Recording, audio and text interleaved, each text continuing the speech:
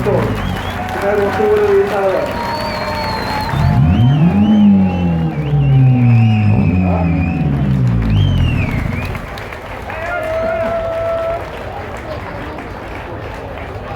Ja, nu ska vi lovvita precis samtidigt här.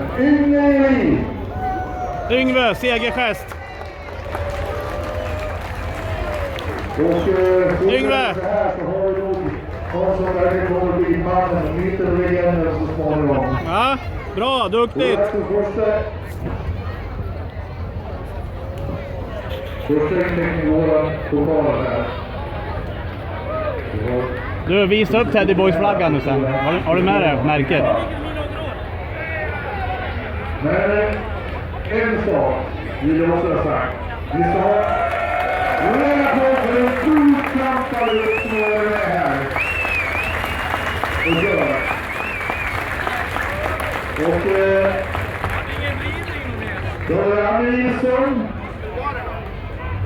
Mikael Nyman, Gunnar Eriksson, Gunnar Forsberg och mannen som trodde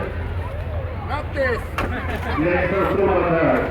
Yngve från Västerås. Yngve vann. Ett jättegrattis! Och juniorerna i final.